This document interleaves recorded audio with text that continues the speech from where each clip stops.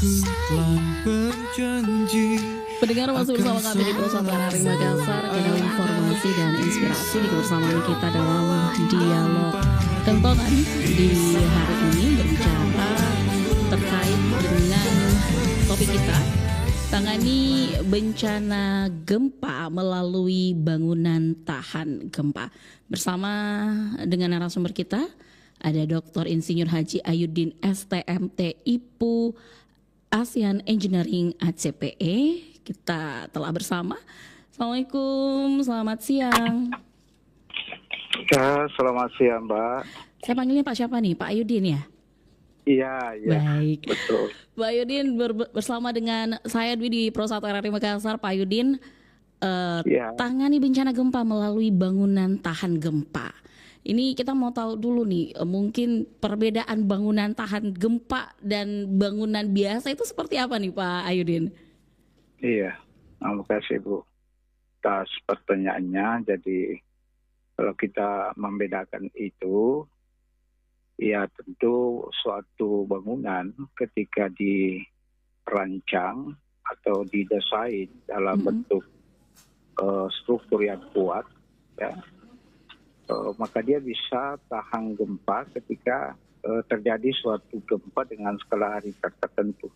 Jadi dia tidak langsung roboh, mungkin mengalami suatu kerusakan, tetapi kerusakan yang terjadi itu bukan pada kerusakan struktur intinya, tapi hanya kerusakan biasa sehingga bisa dilakukan suatu perbaikan-perbaikan. Beda halnya dengan suatu bangunan yang tidak didesain dengan tahan gempa, maka umurnya itu pendek. Jadi bisa saja ketika terjadi suatu gempa kecil saja yang menimpa dia di suatu lokasi dibangun itu, maka dia bisa langsung roboh secara struktural. Bahkan bisa ya roboh semuanya. Misalnya kita pernah melihat ya suatu kejadian gempa yang terjadi di kota Mamuju.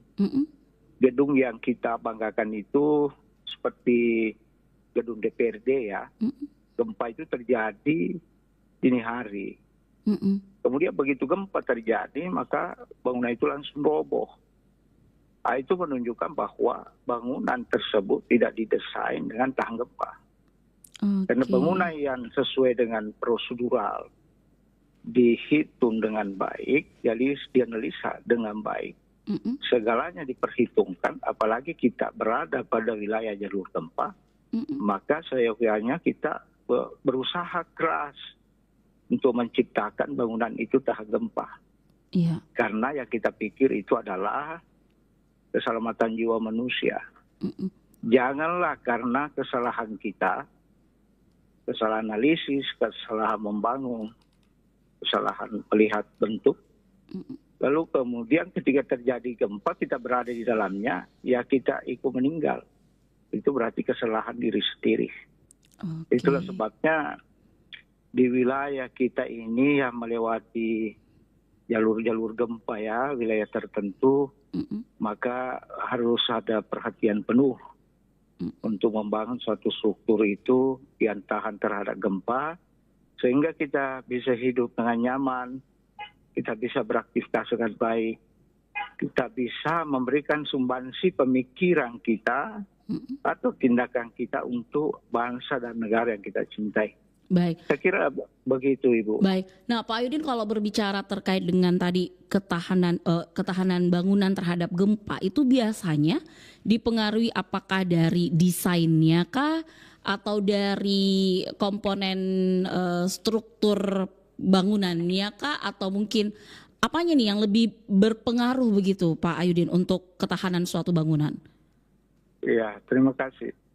Saya kira dari segi pengaruh itu sangat banyak ya. Sehingga kajian kita itu harus komprehensif.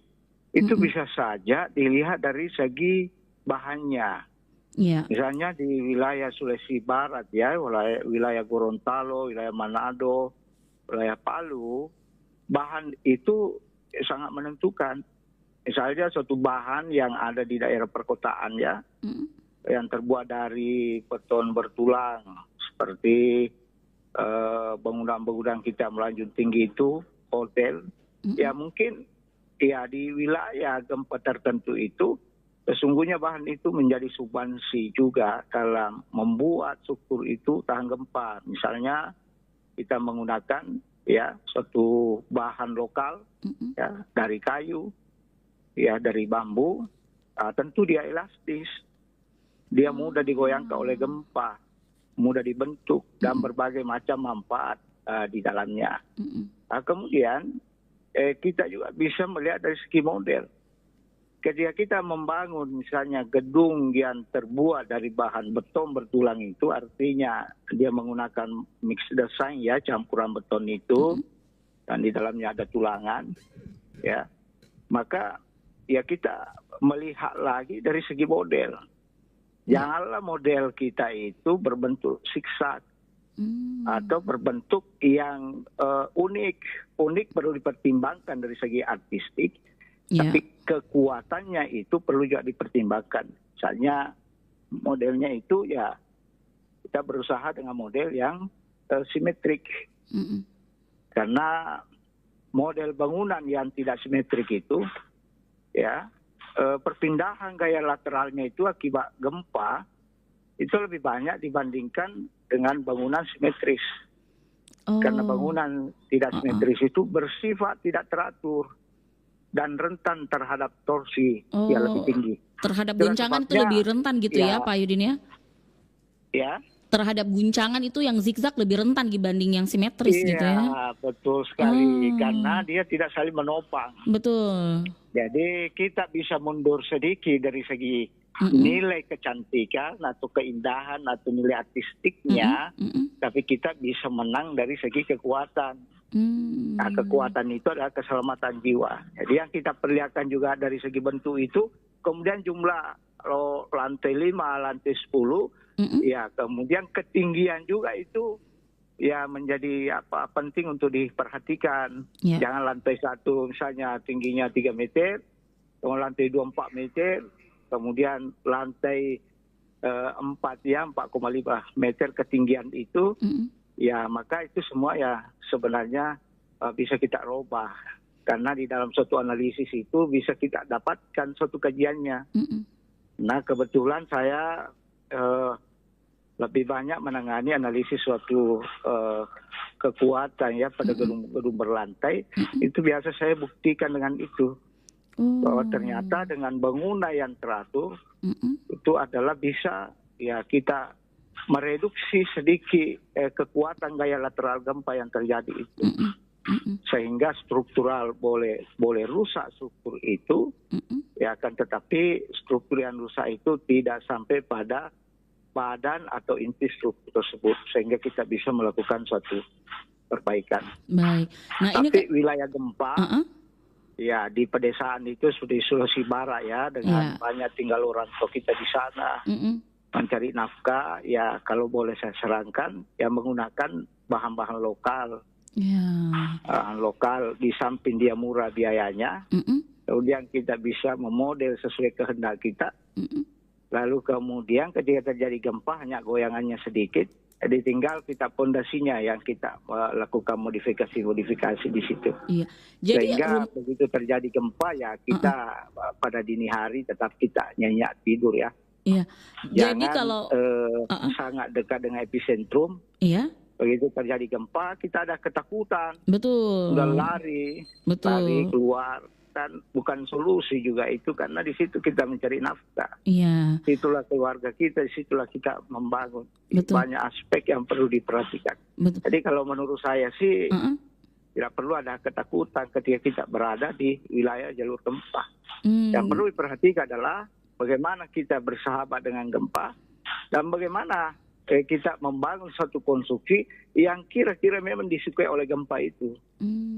Jadi bisa dibilang ini kalau kita melihat ke belakang nih Pak Ayudin, bahwa rumah-rumah adat kita yang menggunakan bahan kayu, bambu itu sebenarnya lebih ramah terhadap gempa dibandingkan dengan bahan-bahan yang mungkin digunakan sekarang gitu ya Pak Ayudin ya?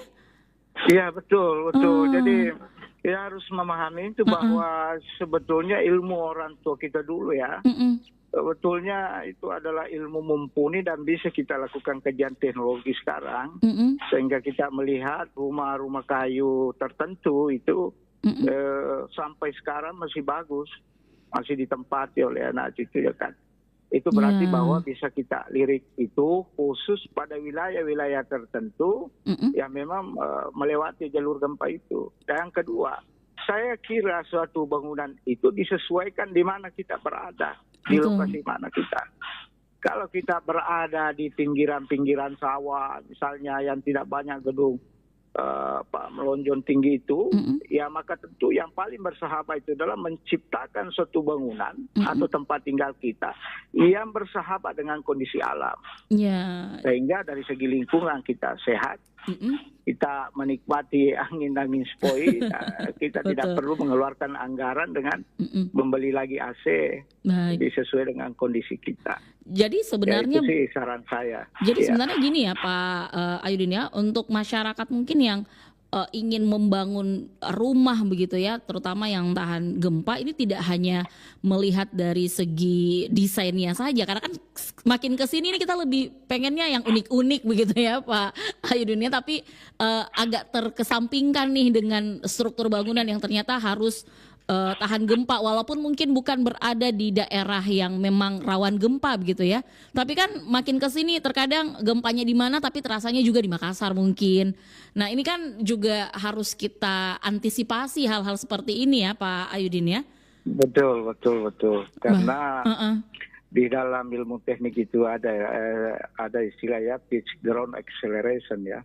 Di kecepatan gerakan-gerakan tanah itu yang terjadi ketika terjadi gempa, sehingga itu akan terasa. Tetapi suatu bangunan kita rancang itu bukan berarti beton bertulang itu yang kita tempati di hotel atau bangunan-bangunan kita ada di Makassar ya, atau Jakarta atau di daerah modern, bukan berarti itu tidak tahan gempa. Itu bisa ketika kita ciptakan dengan baik, melakukan analisa yang mengikuti standar nasional Indonesia atau standar internasional.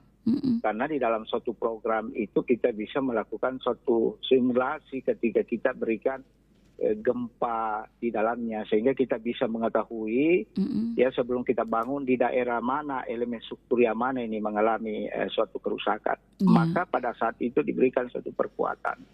Maka komplitlah suatu bangunan yang kita rancang itu, walaupun ada model yang unik juga, tetapi unik itu yang saya masukkan adalah terstruktur, tersistematis, masuk akal. Jangan misalnya teras kita 5 meter ya, panjangnya ke depan itu kan sudah tidak masuk akal ya. Jadi suatu keseluruhan komponen itu dihitung dengan baik, sehingga nilai artistik tadi tetap kita masukkan. Baik. Ya, tetapi ketahanan diperhatikan. Tapi kalau saya sih yang paling utama itu adalah bagaimana menciptakan suatu bangunan, baik kita di pedesaan maupun di perkotaan, baik yang melalui jalur gempa. Yang diutamakan adalah bagaimana menciptakan suatu bangunan yang kira-kira menciptakan bangunan tahan gempa itu dengan di penghuni di dalamnya bisa selamat. Jadi kita harus ada amal jariah di situ ya, menciptakan sesuatu, ikut menyelamatkan orang-orang yang tinggal di situ ya Pak Yudin ya. Safety-nya itu ya, dari segi manusianya harus diperhatikan. Jangan hanya karena model, jangan hanya karena tanah kita di situ kemudian langsung kita membangun. Jangan karena faktor-faktor lain. Tetapi yang utama itu adalah ketika saya membangun di lokasi ini, bangunan yang mana yang cocok kira-kira untuk saya bangun. Baik. Nah, kalau kita berbicara terkait dengan bangunan tahan gempa, kita kan bisa lihat ke mungkin di negara lain kayak Jepang, itu kan bisa dikatakan ya daerah yang memang rawan gempa gitu ya Pak Ayudin ya, dengan struktur bangunannya mereka yang bisa dikatakan walaupun berguncang sampai skala Richter 7 itu 7 magnitudo itu masih istilahnya bergoyang tapi tidak sampai merusak. Nah, apakah kepekaan masyarakat kita ataupun mungkin program-program dari pemerintah untuk mengedukasi masyarakat membangun bangunan yang mirip dengan yang di sana untuk mengantisipasi gempa itu sudah dilakukan di sini juga tuh Pak Ayudin? Iya, dilakukan atau tidak, saran saya mestinya dilakukan. karena kasihan ya masyarakat kita tidak memahami arti penting suatu pembangunan itu. Ilmunya ya langsung dipercaya kepada Tuhan, padahal Tuhan itu adalah pekerja. Nah, Yang kita ini adalah orang yang memiliki ilmu tentang itu harus diberitahukan. Misalnya kalau membangun lantai 3 misalnya di wilayah gempa itu ya, nggak perlu misalnya Kota Mamuju, tidak boleh melewati misalnya 5 lantai. Itu satu contoh. Atau kolom penyangganya itu ya jangan menggunakan besi yang lemah. Jadi dihitung dulu dengan baik, kemudian dicari tukang yang bisa diberikan arahan. Kemudian ya yang didesain tadi itu disesuaikan dengan bestek. Jangan kita mencuri di dalamnya. Misalnya direkomendasikan, saya misalnya analisis strukturnya, lahirkan suatu bangunan, suatu kolom ini misalnya menggunakan besi E23 misalnya. Tapi lantas di lapangan karena menganggap bahwa ini adalah mahal, ya dia kurangi besi diameternya itu. Sehingga ya tentu berkurang biayanya, tetapi kekuatan strukturnya melemah. Karena tadi kita sudah hitung struktur itu sesuai dengan standar. Harus ya begitu barangkali saran-saran saya harus lebih proaktif. Pemerintah kita yang diberikan kepercayaan amanah dalam memimpin itu, ya selalu ada pembelajaran. Ya pembelajaran kejadian-kejadian gempa yang terjadi. Baik. Ketika misalnya suatu lokasi, suatu pedesaan, ketika terjadi gempa dengan skala Richter sekian, kemudian meluluhlantahkan beberapa bangunan, ya minimal itu yang dianalisa. Baik. Berarti di suatu lokasi ini, di desa ini, harus kita ciptakan suatu model bangunan yang pantas untuk diberikan kepada masyarakat dengan mencari biaya yang tidak terlalu mahal sesuai dengan kemampuannya.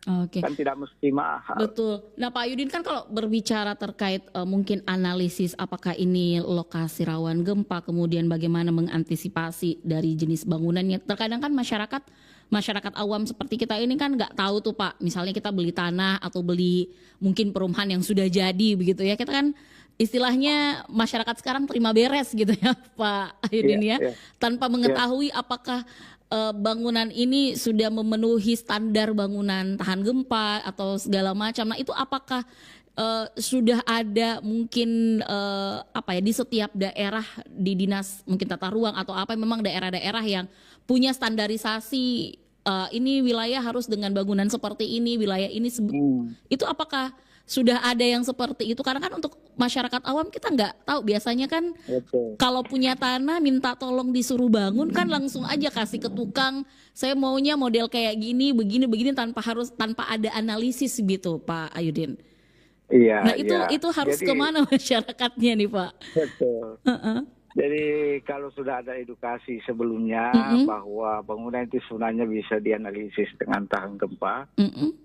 Ini kan tadi aktif kita memberikan arahan kepada masyarakat. Pada akhirnya nanti masyarakat takut membangun tanpa ada konsultasi khusus. Itu konsultasinya kemana Pak? Ahli struktur itu memberitahukan. Saya biasanya sih kalau diminta melakukan suatu analisis, semuanya saya analisis dengan tahan gempa. Baik dalam negeri maupun luar negeri, karena saya biasa menangani bantuan-bantuan dari Dubai. Itu saya menghitungnya dengan itu. Saya tidak tahu kalau yang lain ya. Tapi mestinya memang misalnya rekan kita jadi pengusaha tetap memperhitungkan aspek keuntungan ya suatu bangunan rumah, tetapi ya jangan lupa juga memperhitungkan keselamatan jiwa manusia. Betul. Jadi alangkah baiknya ya kita bisa mendapatkan uang yang banyak, tetapi uang yang baik itu bermanfaat untuk masyarakat. Yang kemudian kita menang, kita lari, masyarakat setempat kita tidak mau tahu apa yang terjadi akan datang. Betul. Mesti dipikirkan jangka panjangnya ya. Iya. Enggak. Jadi misalnya kita, menurut saya sih, saya ingin menjual suatu mobil, tentu alangkah baiknya kita melihat dulu semua underdeal kita, bahan-bahannya semua diganti yang rusak. Ya. Kita diko, kemudian kita pasarkan. Di begitu orang beli, ya merasa nyaman. Gitu. Ya, jadi yang dikhawatirkan itu ketika ada yang menjual rumah, rumahnya tidak bersandar karena masyarakat tadi tidak tahu, tahu-tahu terjadi gempa akan datang. Ya, mengalami kerusakan parah, kan rugi besar masyarakat itu. Kasihan dia betul. mengumpulkan banyak uang, ya tetapi tidak menempati rumahnya itu dalam jangka panjang. Iya. Jadi sebaiknya kayak developer rumah itu bekerja sama dengan analisis struktur seperti ini ya, Pak Iya, Ayudin ya, iya, untuk mestinya jangka sih, panjang mestinya begitu sih. ya. Iya, Karena betul Ibu. walaupun kalau di Makassar mungkin bisa dikatakan tidak terlalu rawan gempa, tapi ya terdampak juga biasanya kayak baru-baru Iya, kemarin kan waktu di Selayar itu betul. terasa juga di Makassar gitu ya. Oke, Eh, baik. Nah, Biasanya yang mm-mm, begini, Bu, ya menjadi juga persoalan dalam konstruksi misalnya. mm-mm, Ini tadi berbasis kekayaan, ya, ingin untung lebih banyak, sehingga kadangkala ahli struktur itu bukan ahlinya yang menganalisis, oh, tetapi mungkin dia baru selesai karena bayarannya rendah, bayarannya mm-mm, murah. mm-mm, Ya, kemudian itu yang diambil. Saya kira itu tidak tepat karena kita mm-mm, harus punya kompetensi. mm-mm. Ya, misalnya kompetensi yang saya miliki bukan berarti saya ahli, tetapi saya bisa mempertanggungjawabkan Ya, apa yang saya perbuat. ya, Saya analisis. Kadang-kala ada orang sudah analisis, dia lari. Begitu ya. terjadi kerusakan, dicari orangnya menganalisis, ya tidak muncul. Tidak Jadi ada harus ada pertanggungjawaban kompetensi, gitu misalnya ya, Pak Yudin ya. saya punya ada kompetensi ASEAN, Uh-uh. kompetensi Asia Pasifik. Jadi Mm-mm. begitu menganalisis itu dianggap bahwa dia mengikuti standar-standar dalam negeri maupun standar internasional. Baik. Kayaknya mesti mengeluarkan anggaran sedikit di situ, tapi kita nyaman di jangka panjang. Oke, di Malah situ sebetulnya keuntungannya rugi ya. kita mau apakah orang tidak ahli, Uh-uh. akan tetapi 5 tahun kemudian bangunan kita rusak. Kalau kita robohkan bangunan kita, tentu biayanya malah Lebih lebih mahal besar. lagi, betul. Iya, lebih baik diperbaiki dari awal membangun, tetapi begitu jadi bangunan kita, Untuk maka insya Allah jangka panjang itu gitu bisa ya. tahan terhadap, karena memang ada analisisnya, Bu. Uh-uh. Baik. Allah Nah, menurunkan kan ilmunya kepada kita ini. betul. Dan itu kita implementasikan dalam bentuk yang benar, Mm-mm. sesuai kaedahnya. Mm-mm. Jadi kita meyakini bahwa apa yang dianalisis itu untuk struktur tahan gempa memang ada. Iya. Dan terbukti ya misalnya bangunan yang kebetulan dipercaya kepada saya, alhamdulillah sampai sekarang ini masih kokoh. Itu kan salah satu bentuk pembuktian. Betul. Bukan berarti saya adalah hebat, bukan. Artinya ada proses untuk memahami itu.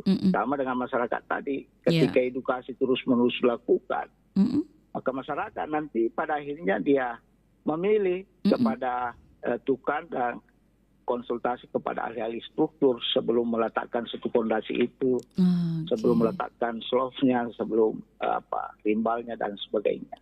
Baik. Nah terakhir nih Pak Ayudin, mungkin ingin diberikan nih kepada masyarakat juga tipsnya kalau misalnya baru mau memulai membangun gitu ya, tetapi dengan budget yang mungkin tidak terlalu besar gitu Pak, tapi menginginkan seperti tadi juga punya rumah yang bangunannya ini tahan gempa. Kira-kira apa nih tipsnya yang bisa dibagikan kepada masyarakat nih Pak? Ya, yang pertama kita melihat dulu di mana kita berlokasi.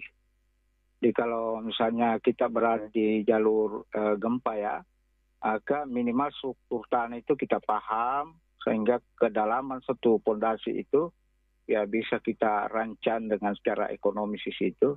Kan tidak perlu tiang panjang. Yang boros itu misalnya ketika ingin membangun berlantai, lalu kemudian selalu pikiran kita harus tiang panjang. Padahal semestinya tidak.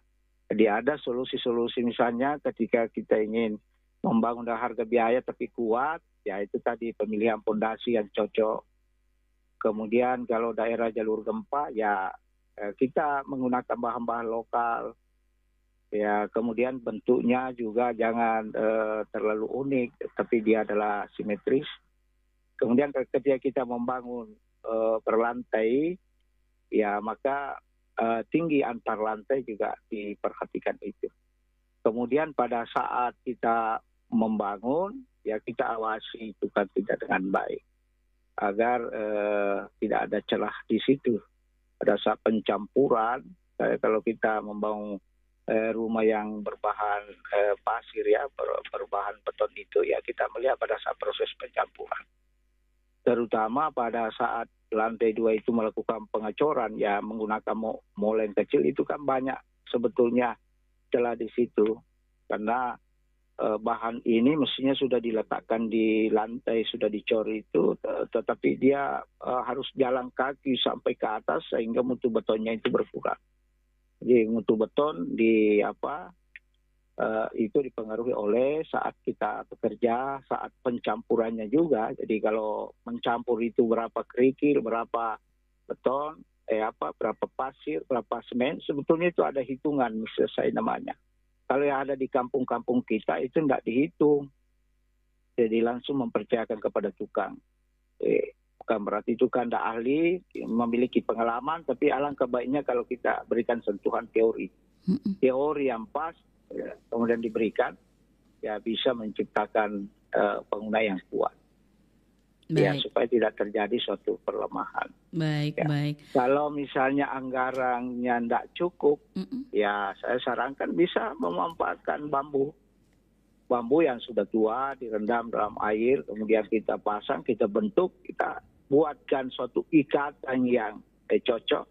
Karena ikatan yang pas di koneksinya itu sebetulnya itu juga menjadi penting untuk diperhatikan bahwa bangunan dirancang ini dia tahan gempa. Dan nanti akan terjadi pergoyangan di situ. Akan terjadi pergoyangan, kemudian ini akan bersahabat sambungan itu. Pada akhirnya bangunan tidak roboh. Ya, tetapi dia hanya mengalami pergoyangan ya. Baik. Jadi anggaran terbatas juga bisa mendapatkan rumah yang tahan gempa begitu ya. Bukan menjadi alasan anggaran itu sebenarnya ya Pak Yudin ya. Iya, janganlah karena anggaran kita tidak cukup lalu mengatakan ya bagaimana ya bisa saya hidup dengan nyaman. Saya kira kita harus memikirkan luasannya, kan tidak mesti 20 kali 30 rumah kita. Ya. Mungkin karena kita seluas itu, tapi kita coba membangun hanya 10 kali 12. Tapi begitu nyaman di rumah, ya menyenangkan, enak, terasa. Betul. Membuat bukaan-bukaan, halaman luas. Nah, ini kan kesalahan juga itu Bu. Membangun dia harus memanfaatkan semua lahan. Padahal sebetulnya lahan itu memberikan inspirasi yang terkuat itu kepada kita karena itu adalah kondisi alam. Harus bersahabat sehingga rumah yang kita bangun itu adalah rumah yang menyenangkan, jangan pengap, jangan tidak mampu tahan di situ. Baik. Kan ada biasanya perkataan itu rumahku adalah surgaku. Betul. Iya gitu. Apalagi kondisi alam ya alami yang begitu indah sebetulnya itu di desa nyaman sekali. Hanya karena kita ini terlanjur kerja di kota ya. Betul tinggalnya Pak. di kota. Benar. Baik Pak Yudin, terima kasih sekali nih informasinya buat kita semua masyarakat, terutama masyarakat awam yang mungkin masih belum terlalu teredukasi terkait dengan bangunan tahan gempa ini yang sebenarnya menjadi salah satu langkah memitigasi begitu ya terkait dengan bencana gempa bumi. Terima kasih kebersamaannya Pak Yudin dengan Pro 1 RRI Makassar. Selamat kembali beraktivitas. Assalamualaikum warahmatullahi wabarakatuh. Waalaikumsalam warahmatullahi wabarakatuh. Terima kasih. Baik pendengar, itulah tadi kebersamaan kita dengan Dr. Insinyur Haji Ayuddin STMT IPU ASEAN Engineering ACPE terkait dengan topik kita tangani bencana gempa melalui bangunan tahan gempa. Tetaplah bersama kami di Pro 1 RRI Makassar. Beragam informasi menarik masih akan terus kami hadirkan untuk Anda.